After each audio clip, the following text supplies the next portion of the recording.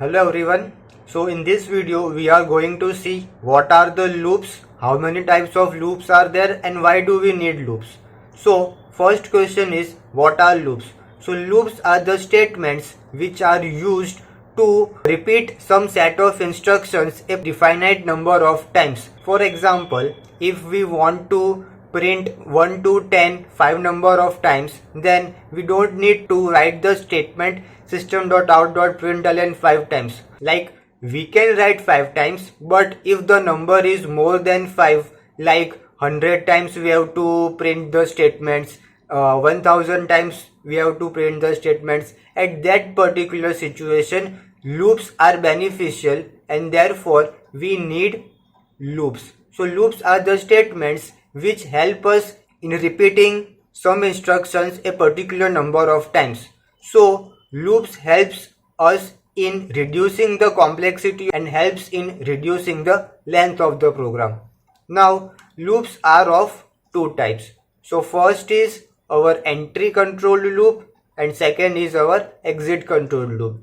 Now what are entry control loop? Entry control loop are the loops which checks for the condition at the beginning of the loop. So for loop and while loop, these are the two examples of entry control loop. Similarly, exit control loop are the loops which executes the statements first and then after executing it checks for the condition, whether the condition is true or not. Let's go to first loop. The first loop is our for loop.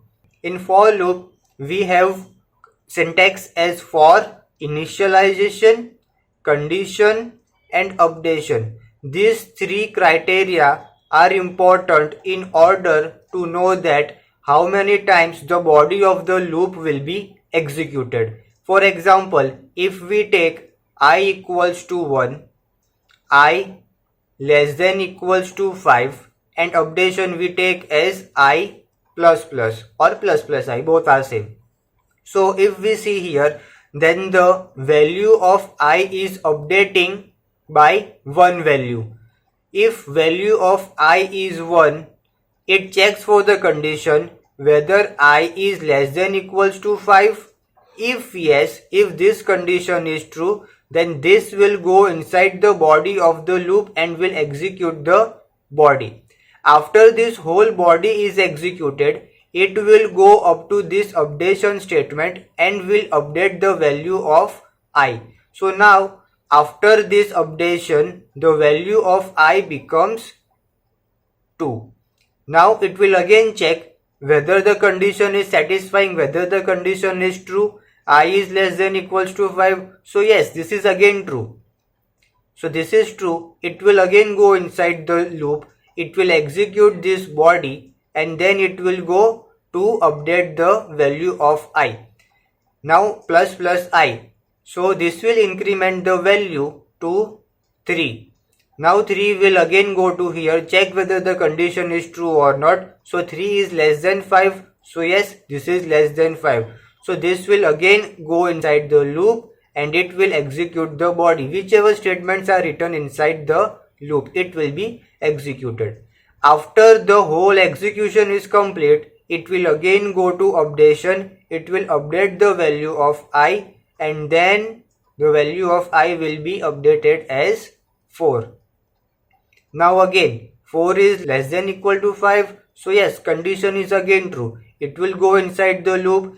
It will execute the body and then it will go to update the value of I. Now value of I becomes 5. 5 is less than equal to 5. Yes, the condition is still true. So it will again go inside the loop. It will execute the body of the loop and go to update the value of I. Now again this will increment the value of I and now the value of I becomes 6. Now 6 is less than equal to 5. So no, this condition is now not true. This condition becomes false and therefore the loop will not go inside the body and it will exit from the loop. And whichever statements written below the loop, this will start executing. So this is how for loop works. Now let's go to second entry control loop, that is our while loop. So here you can see in while loop syntax we have just one thing, that is our condition. So only it checks for the condition whether the condition is true or not.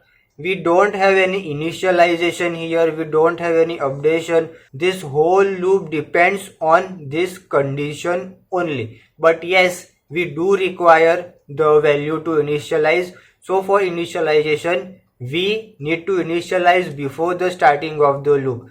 Not need to initialize, but to have a value in a variable which has to be taken in the condition. For example, if we take value of I equals to 0 and we keep condition as I less than 3, then this will go and check whether the condition of I is satisfying this thing.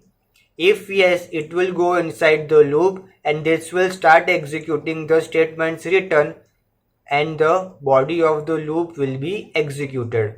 Here the updation itself is done inside loop. There is no requirement to write any other statement in this while brackets. So here we can directly write I equals to I multiply 2. Here we can use this updation statement to update the value of I. Initially we have value as 0. It will check for the condition. It will, if the condition is true, it will go inside the loop. It will try to execute this body part and it will update the value of I. After updating, it will again go to this condition. It will check whether the value of I is true or false. If it is true, it will go inside. If it is false, it will exit from the loop and the statements written after this loops will be executed. In this particular situation, the value of I will not change because 0 multiplied by 2 is anyways it will be 0 only. So instead of this, we can use I equals to I plus 2. If we consider this updation, then the value of I will be updated as 2.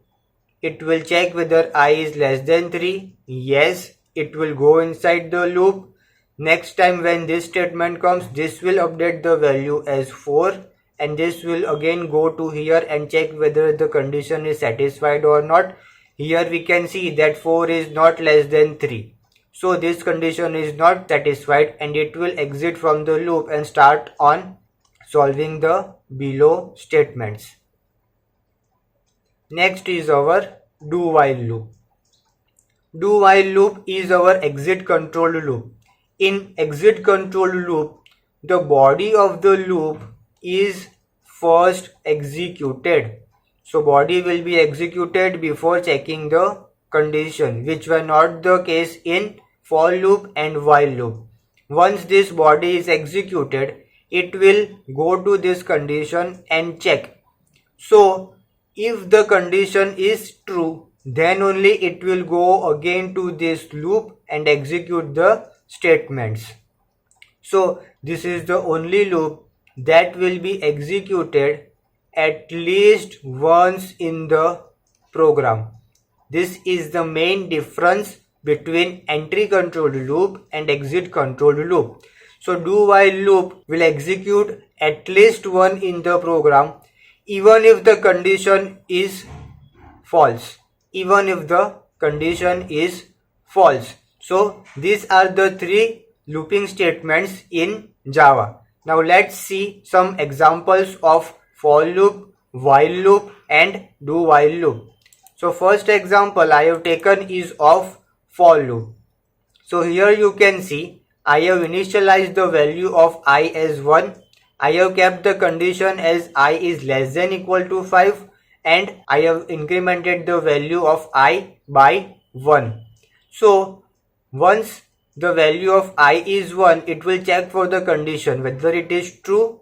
So yes, the condition is true. It will go inside the loop and execute this statement. So this statement will be printed. It will go here. It will then check. It will then update the value of I and then check if it is less than or equal to 5 or not. So here I is 1 and it will go up to 5. So 1, 2, 3, 4 and 5. So this statement will be executed 5 times. So the output of this program will be my name is Earth printed 5 times. Let's see the output.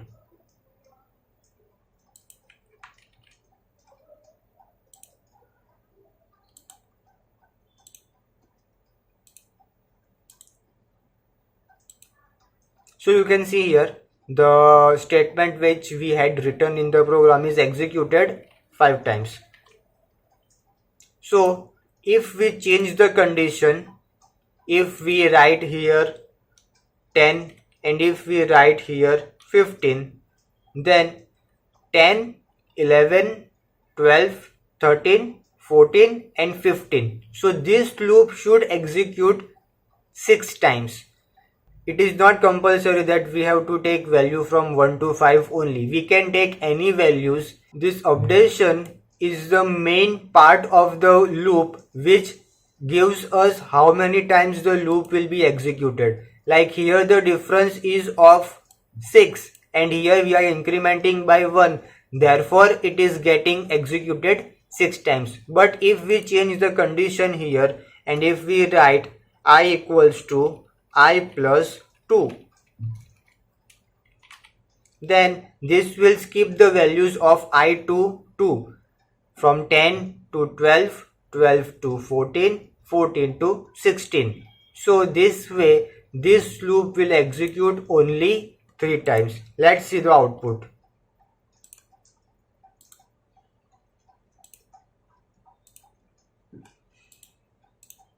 So here you can see the loop is executed only 3 times. So this is how for loop works. It totally depends on initial value, final value which has to be reached, and by what values the updation is done, whether it is on 1 by 1 basis, whether it is on 2 by 2 basis, or it increases in multiple order. Like if we do here multiply by 2, then this will keep on increasing at multiples of 2. So initially if we have value as 10, then next time the value will become 20.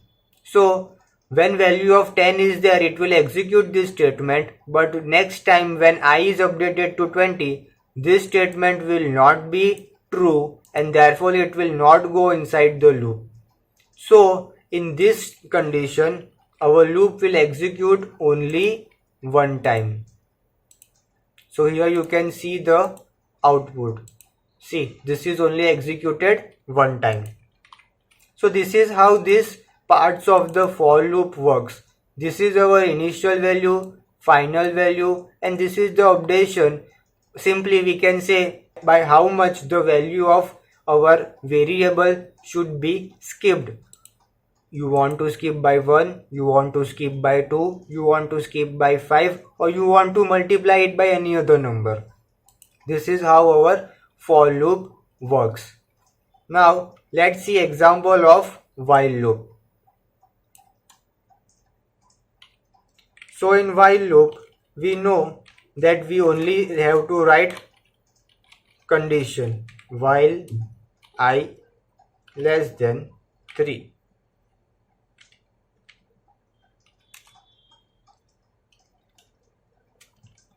Plus I.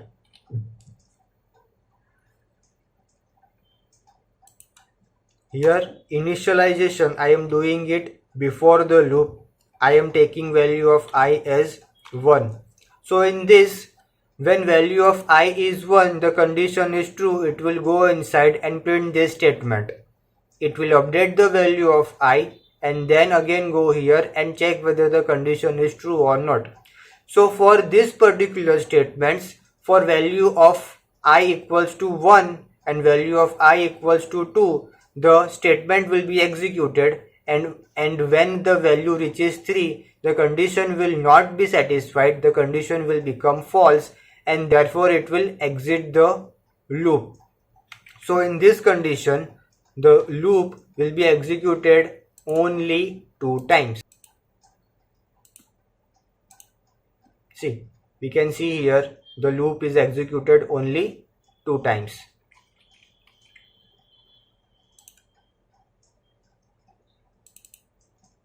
Now let's see the example of do while loop. So here I am taking value of I as 1.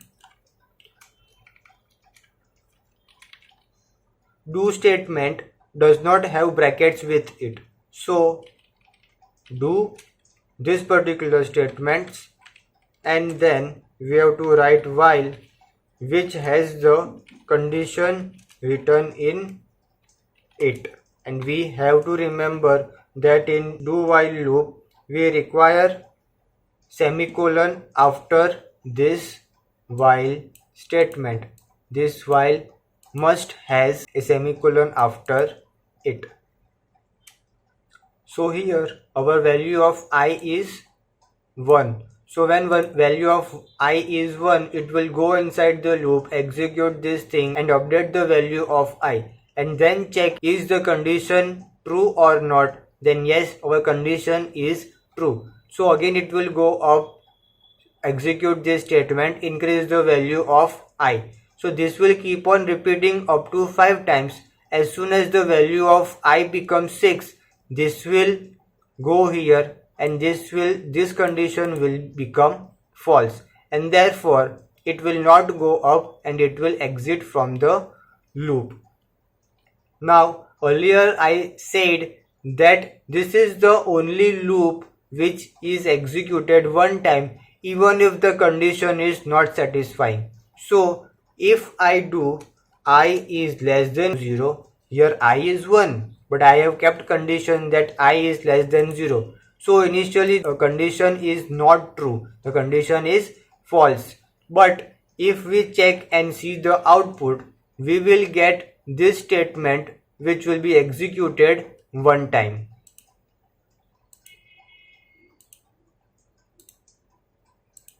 See, this is executed one time.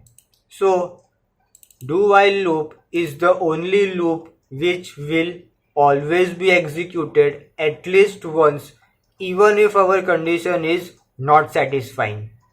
So this was all about loops. From next video I am going to teach how to create different types of patterns. And if you are in class 10th ICSE board, then please do subscribe to my channel because all the chapters will be explained here, and I will teach you the good strategy how to score good marks above 90% or full mark in board exams. Thank you for watching.